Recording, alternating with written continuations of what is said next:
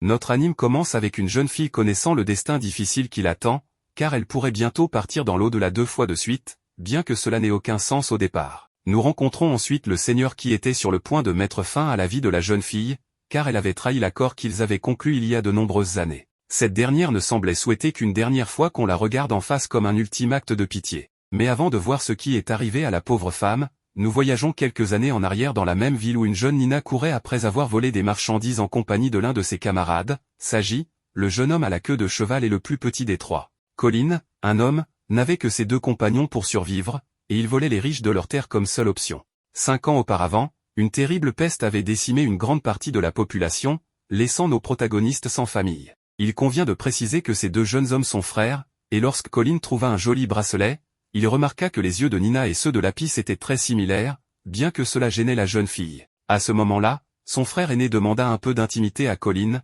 car Nina ne pouvait ni porter ce bijou ni même montrer ses yeux bleus, sous peine d'être vendue pour une somme d'argent aux riches du royaume, qui achetaient des personnes uniquement pour les garder comme trophées. Plus tard, l'heure du repas arriva, et bien que la nourriture de Nina soit affreuse comme d'habitude, le fait qu'ils soient ensemble était suffisant pour les petits. Mais comme les ennuis ne finissent jamais, il y eut un moment où Colin tomba malade à cause de la fièvre. Son frère aîné savait que s'il ne faisait rien rapidement, sa vie serait en danger, et bien que Nina ait voulu l'emmener chez le médecin pour le sauver, Saji savait qu'il ne pourrait pas payer. À ce moment-là, Saji se lamenta d'être né sous une étoile pauvre, car celle-ci dicte qui est pauvre ou riche, qui a une bonne vie ou une mauvaise. Cependant, Nina voulait toujours trouver un moyen de sauver son compagnon. Le panique s'empara alors de Saji, qui lui dit des mots blessants, lui demandant de se taire, car elle ne faisait même pas partie de leur famille. Ces mots blessèrent la petite, la poussant à une tentative désespérée pour voler des médicaments pour Colin. Mais bien sûr, seule, elle finit sans médicaments et avec une raclée d'adultes en plein après-midi, où le reflet de ses yeux lui rappelait à quel point elle était insignifiante. Un peu plus tard, sous une pluie battante, un groupe d'hommes mystérieux discutait de leurs problèmes, car leur princesse venait d'avoir un grave accident, et il était évident qu'elle ne survivrait pas. Leur seule solution était de trouver une remplaçante le plus rapidement possible. Les heures passèrent, et au petit matin, dans un champ de tombes, nous voyons ce que le destin a réservé aux plus jeunes du groupe. Malgré tout, il ne semblait pas en colère. En fait, il s'excusa auprès de Nina et lui demanda de l'accompagner quelque part plus tard. En un instant, nous arrivons à cet endroit, mais quelque chose semblait étrange, et en un clin d'œil, nous voyons le piège tendu à la jeune fille, littéralement vendue à des esclavagistes par son meilleur ami. Ces derniers vérifièrent immédiatement les yeux de Nina pour confirmer si elle avait les mêmes yeux que leur princesse. Cet homme surprit Nina avec ses yeux dorés, car elle savait que ceux-ci étaient semblables à ceux d'une bête. Après cela, Nina fut recrutée pour les servir, mais d'abord, il fallait la laver et lui mettre de nouveaux vêtements.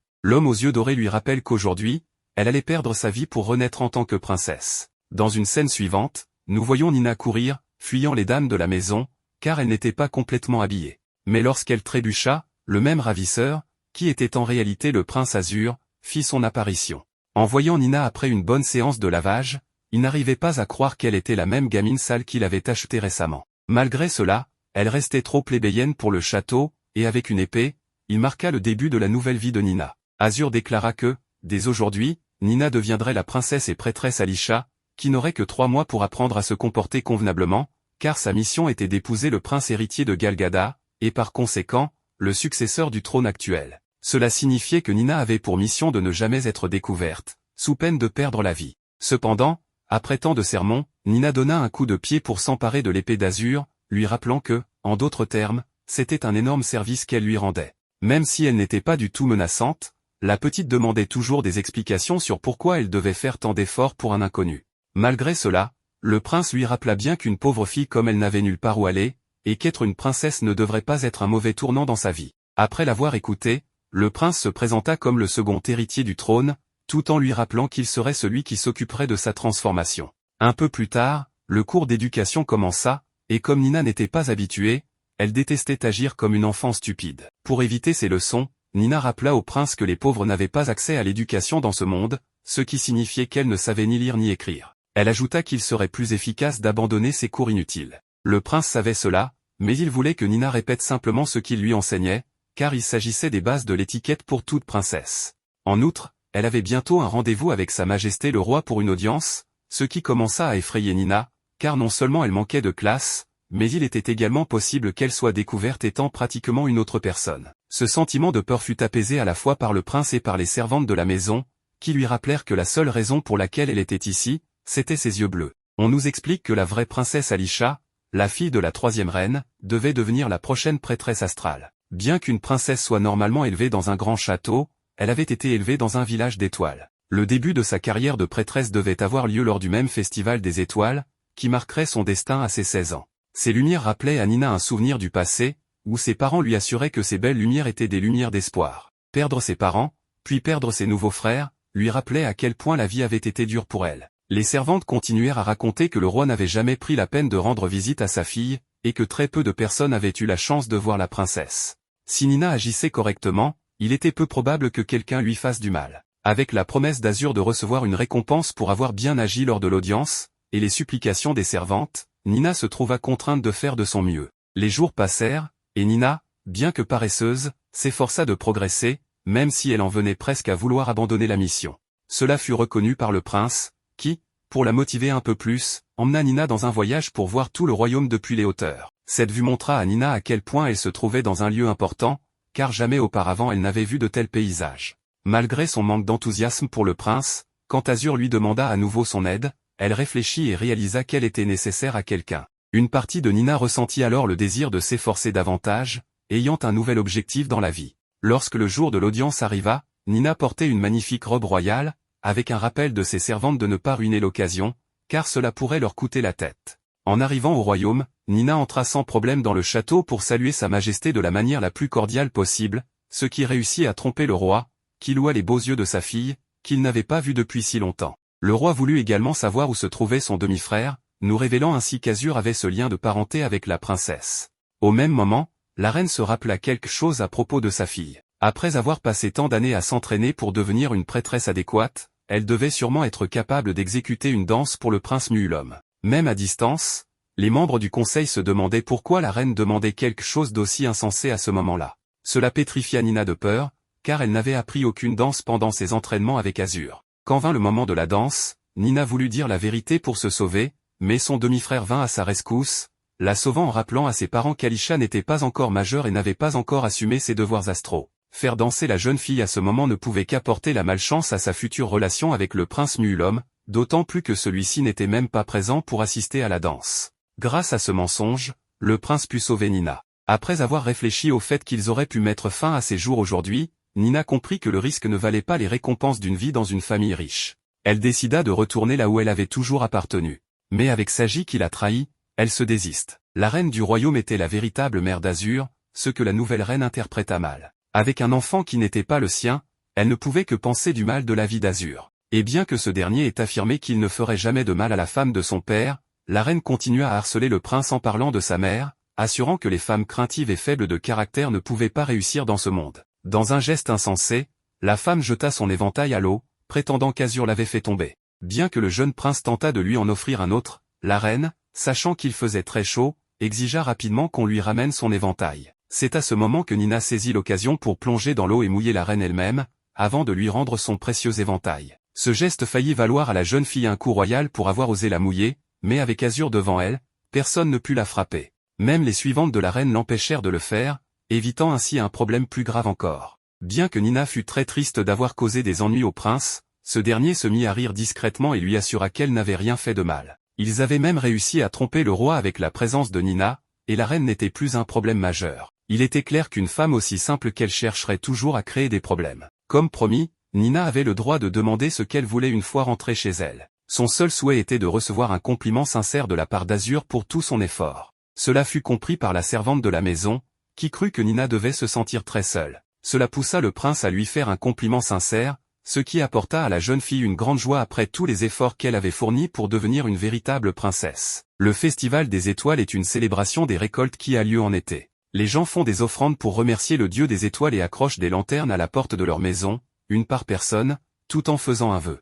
Pendant ce temps, la protagoniste, supposément malade, se repose et toutes les portes ont été fermées pour qu'elle ne sorte pas seule. Cependant, elle veut faire une petite promenade, et c'est là qu'un jeune garçon l'aperçoit, c'est le premier prince, beaucoup plus jeune que le prince vicieux. Au début, il pensait qu'elle était une voleuse, mais il la reconnaît grâce à la couleur de ses yeux. En tant que futur roi, il peut l'emmener où il veut. Dans ce cas, la protagoniste demande quelque chose qu'elle pourrait utiliser contre le prince aux yeux dorés. Sa mission est de devenir très forte pour le protéger. Le prince, qui fuit les entraînements à l'épée, espère découvrir les faiblesses du prince aux yeux dorés pour pouvoir le vaincre. Alors qu'elle ressent une présence qui l'observe, ils se retrouvent dans la chambre, comme s'ils étaient ailleurs. À 17 ans, le prince aux yeux dorés dirige déjà son propre escadron. Lorsqu'ils essaient de se cacher, il les trouve rapidement. Le prince, agacé, dit qu'il peut garder le trône s'il n'est pas digne de le porter, puis il s'enfuit, mais tombe dans un puits avec la protagoniste. Au fond du puits, elle le serre contre elle pour lui donner de la chaleur. Ils doivent simplement attendre d'être secourus, car c'est un prince, et tout le monde doit sûrement être à sa recherche.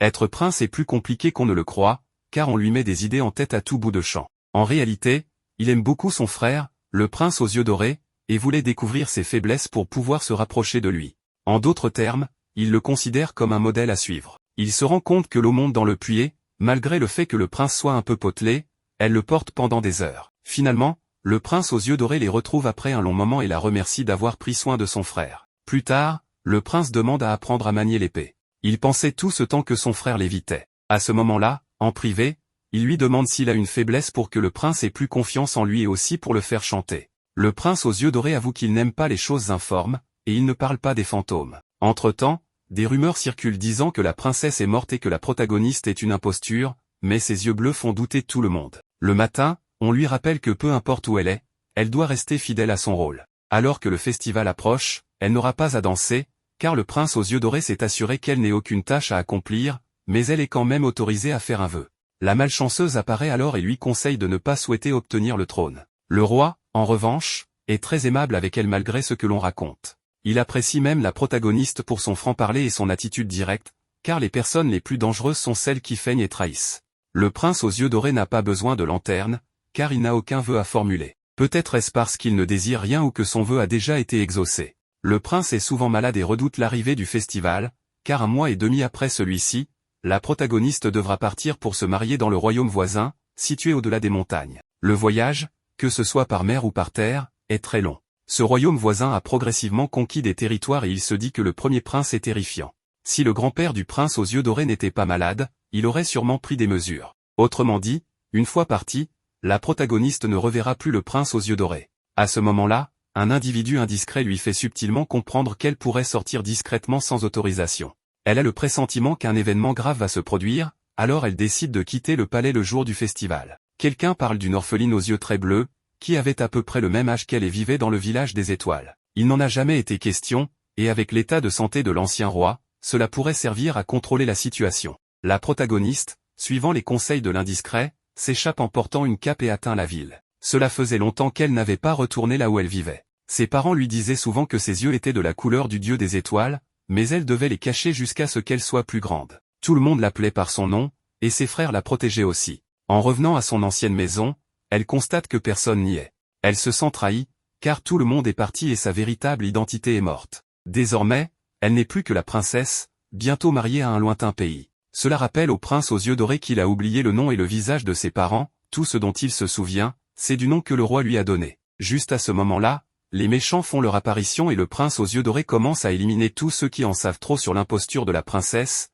y compris l'homme qui avait suggéré à Nina de sortir. Dans le royaume, il y a beaucoup de gens qui détestent l'existence même du prince aux yeux dorés, donc un autre objectif est de l'éliminer. Le prince blessé, la protagoniste a l'occasion de s'échapper, car le prince lui dit qu'ils trouveront une autre remplaçante, donc peu importe. Mais elle refuse de le faire car le prince sera en mauvaise posture, puis elle déchire son habit pour panser la blessure du prince qui est content qu'elle soit restée. Il reconnaît son aide et la serre dans ses bras, ce qui resserre le cœur de la jeune petite fille, puis se sent aux anges.